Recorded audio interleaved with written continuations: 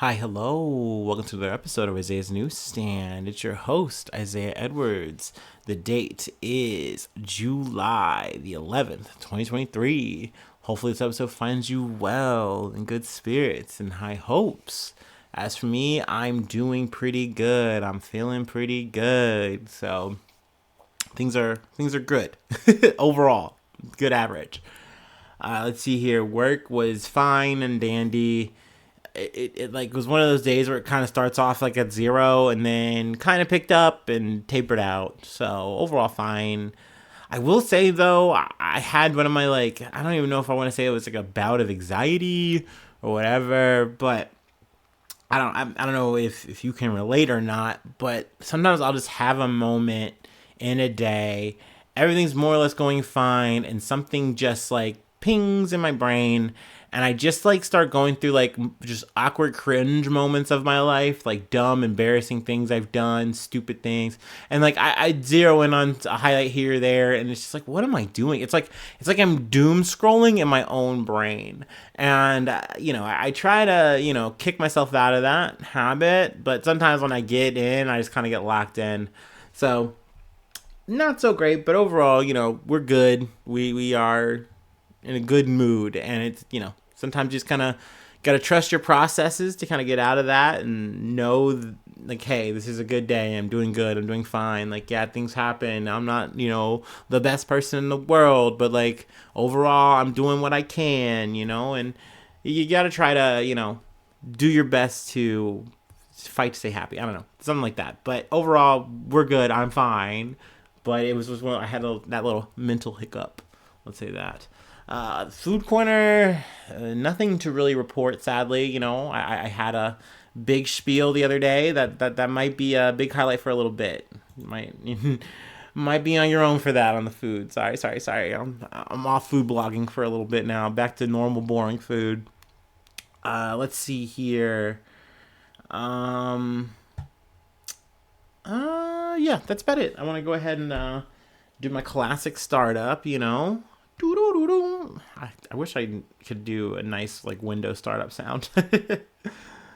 uh,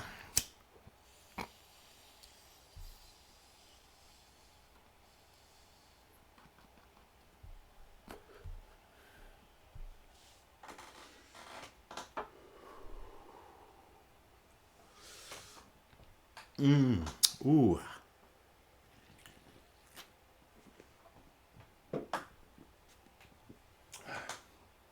All right. Let's go ahead and get into some news. From CNN, 6 dead after knife attack outside kindergarten in Chinese city. 6 people have been killed and 1 injured in an early morning knife attack outside a kindergarten in southern China, according to Lianjiang City Police and Chinese state-run media. The incident took place around 7:40 a.m. on Monday in Hinshan town within Lianjiang in Guangdong province. Well, I'm really just stumbling along here. Um, let's see. State-run tabloid Global Times said the attacker had used a knife and that police were still confirming victim's identity. Citing witnesses, it said casualties include 1 teacher, 2 parents, and 3 children. Also, too, I should have preferences up top, but I hate to say it, but a lot of this episode is definitely like, sadly, a lot of the stories are about child abuse, sex abuse, things of that nature. So, if you're not in for that, totally understand, but figured I'd just kind of bundle as much of this up as I can. I know I already hit you with the Larry Nasher shit, and now you gotta deal with other shit. But hey, this is the life I live. I gotta read all this shit, and I gotta talk about this shit. So I don't know. This is what it is. But I understand if you're not down to listen. I appreciate you just clicking and tuning in. Thank you so much. But yeah, let's get back to it. Police arrested the suspect, a 25-year-old man surnamed Wu, shortly after at around 8 a.m. The case is now under investigation, according to the statement.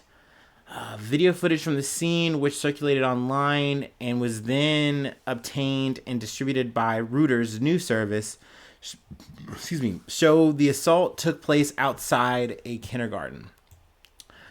They do go on in the article to kind of talk about other situations where, like, there were some stabbings, like one in 2020. Obviously, it's very sad. It's very unfortunate. Any kind of loss of life, it's never good. It's always sad. It's always frustrating. It's also apparently like a trend, I guess, in some of these like stabbings that a lot of the assailants do go for kids, which just seems even more fucked up. Like, you're not even going to someone who can like fight back or like anything. Not to say that that would make it okay.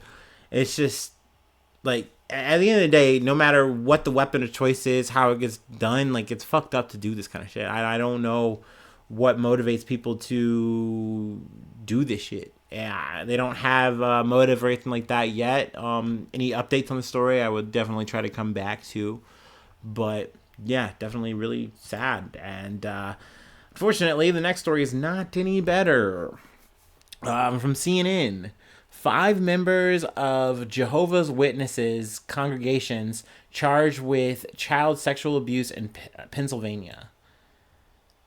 5 members of Jehovah's Witnesses congregations were charged with child sexual abuse by Pennsylvania's Attorney General on Friday, following a years-long investigation into allegations of sexual abuse in the religious community. The children were all also members of Jehovah's Witnesses congregations, and the alleged abusers gained access to and the trust of the victims through the organization. The cases include alleged sexual abuse of a 4-year-old child and a developmentally disabled victim. I did also want to go through the names of the perpetrators. Let's see. And the charges were announced on Friday against David Balosa, 62, Errol William Hall, 50, Sean Sheffer, 45, Terry Booth, 57, and Luis Manuel Ayala Velasquez, 55, for sexually abusing minors across the state.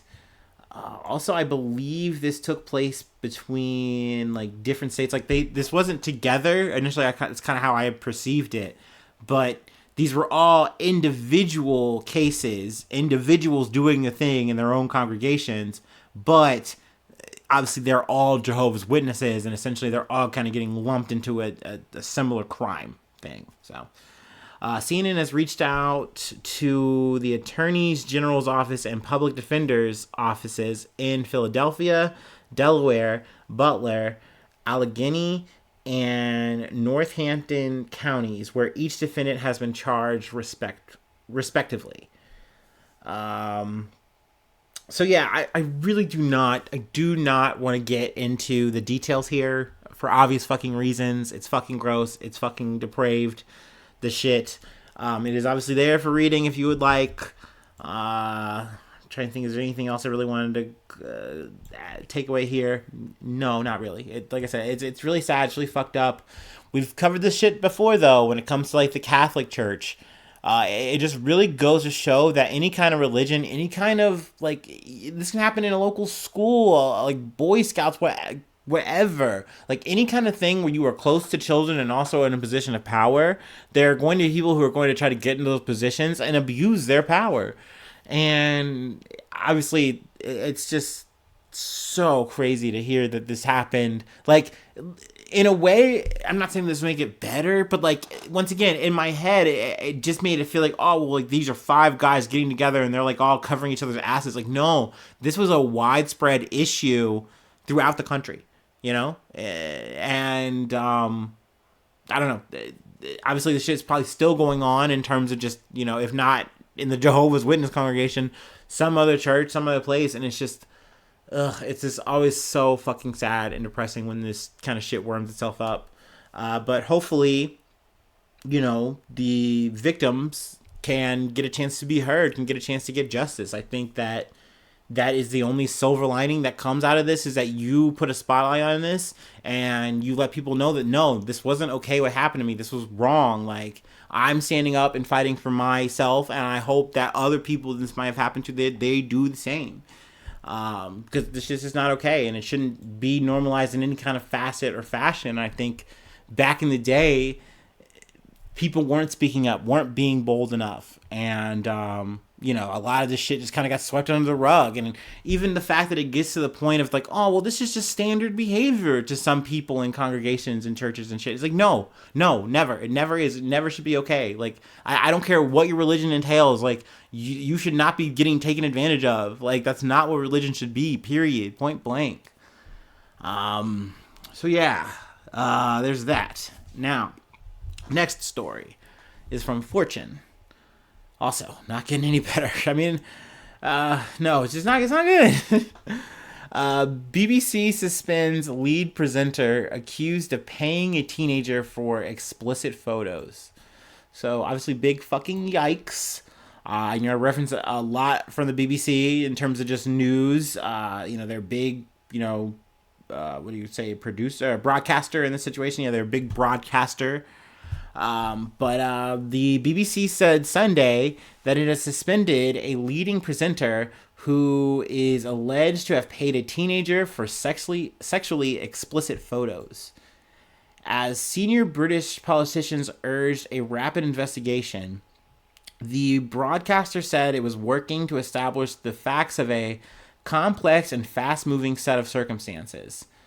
I will say the broadcaster, being BBC here, really should have been way better about this whole situation, but, we're going to get into it. The UK's publicly funded national broadcaster was scrambling to head off a worsening crisis after the Sun newspaper reported allegations that the male presenter gave a youth £35,000 or $45,000, US, starting in 2020 when the young person was 17 years old. Neither the star nor the youth was identified. Amid speculation on social media about the identity of the presenter, several of the BBC's best-known stars spoke up to say it wasn't them, which is super awkward. Like, I can't imagine, because I listen to a lot of the BBC, but I don't watch it. I'm not that British pilled.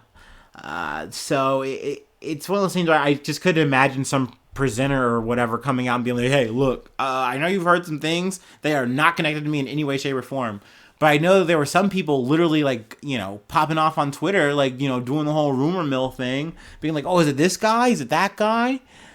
So obviously this shit's really deep. And the reason that they are not, relinquishing the names of either is just because they have really strong libel laws. So no one wants to get hit with a defamation kind of thing. So that's a big part of it. And just I imagine too, just for the anonymity of the victim, maybe as well. So yeah, the fact that this happened is obviously very bad. Also, another fact that I should mention too, that where is it at here? Maybe I can find it and read it. Though the age of sexual consent in Britain is 16, it is a crime to make or possess indecent images of anyone under 18. So the fact of the matter is, this guy is in no way, shape, or form in this country whatsoever allowed to do this. It's not okay. There's no defending it, okay? So at the end of the day, for the BBC, it had been alleged by the Sun that it's look, the mother complained in May to the BBC. They made it known. And this presenter was still on the air doing shows, whoever this was. And they kind of try to come out on Sunday and say that it had first became aware of the complaint in May, but that new allegations were put to us on Thursday of a different nature. To me, I don't understand how them saying that makes sense. If you knew in May and then just didn't do anything, what are you saying? Are you saying oh, we now know even more? And it's worse. But if the mother's complaint hit in May, you should have done something then. Like, it's already on your hands that you're not acting. So it's very awkward that now that there's a spotlight involved, that now BBC is doing something. So, that's definitely fucked up. I'm curious to see how this is gonna, shake out. What's the aftermath? Like, I imagine at some point, right? We gotta get the names right. Like, if this goes to a trial, right? But yeah, that is the skinny on that, as I know. We have one more thing to cover. And I gotta say, this is the lightest, though it is still bad and not good, and it's involving college kids, so, fuck, man. Let me do a little palate cleanse, and then we'll get back to it. We'll put a nail in this.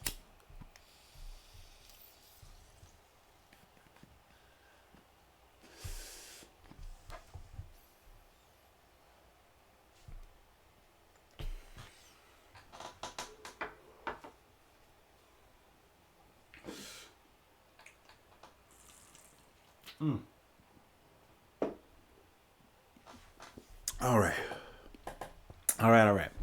From ESPN, Northwestern fires football coach Pat Fitzgerald amid hazing claims.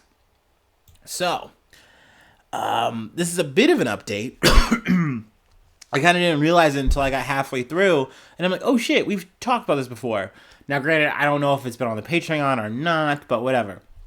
Essentially, there was a hazing allegation that had been launched, and it had been like this ongoing issue, and more or less once it had come to light, the first thing that Northwestern had done, oh gosh, there's an ad.